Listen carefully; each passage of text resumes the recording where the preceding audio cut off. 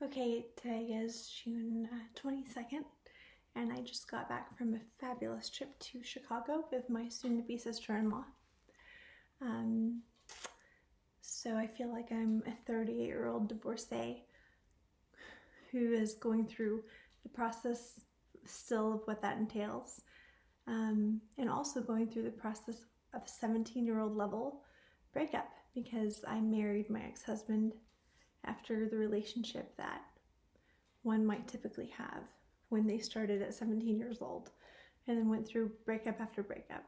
And the breakup I'm speaking about is not the one with him, but the one following him that I've spoken about before.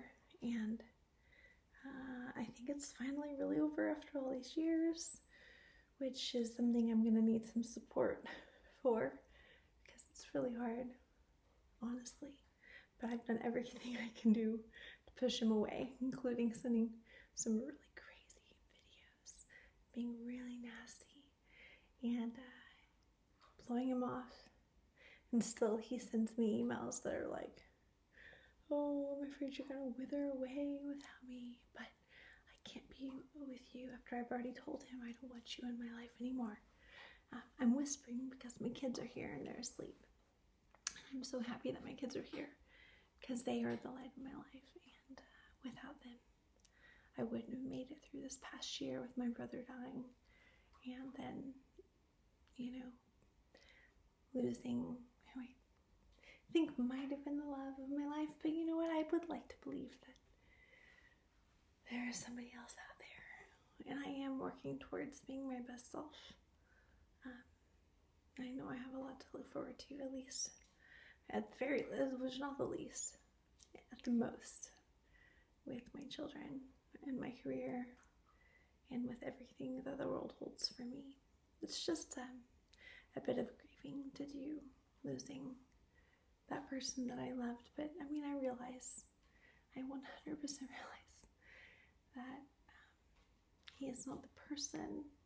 It's just hard to let go. I feel like I could be a modern, like an older version of Taylor Swift. I love her songs so much. And Olivia Rodrigo. That's why I feel like I'm going through the 17-year-old level breakup at 38.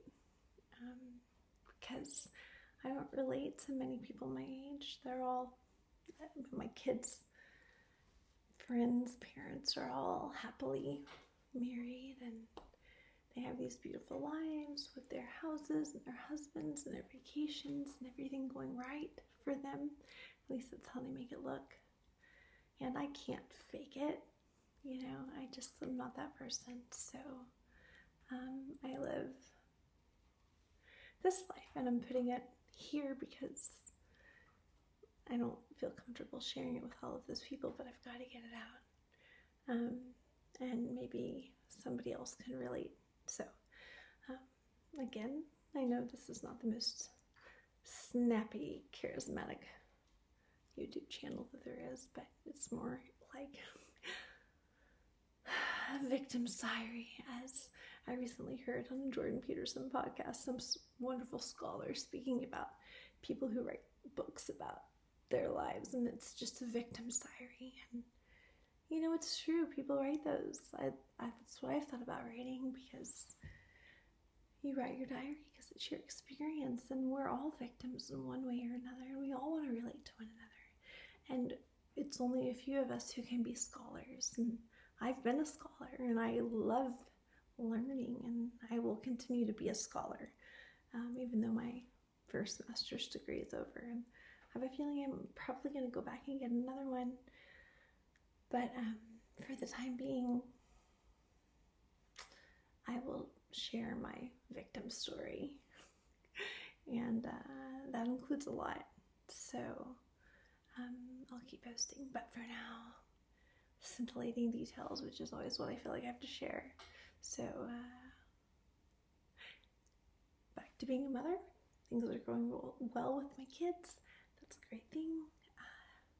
Things with their dad are not so great. Okay, those aren't the most exciting things. The most exciting things that I could share with you are that by losing this relationship that I had. I'm losing the best sex that I think anyone's ever probably had. I think I've probably talked about this before, but I'm talking about like doing mushrooms and then having like at least 20 orgasms one night, and like just unbelievable chemistry with a person. And I don't understand how he can walk away from that, except that I've shown him my true crazy, which he was always talking about and telling other people about before I really showed it. So now he has something valid to point to, because I lost it, and that is what it is. Because he's a narcissist and he didn't care, and it's like I can love a narcissist. I attract them, and I have to somehow grow past that if I'm ever going to have a real relationship with somebody. And that's hard. It's really hard when you're attracted to a certain kind of person. I don't know how I'm going to end up being attracted to someone who doesn't fall into that category, and I'll just have to keep working on myself until I can do that. But yeah, if you're somebody who's attracted to narcissists, who falls terribly in love with them and has amazing sex with them, then please connect with me. If you like to listen to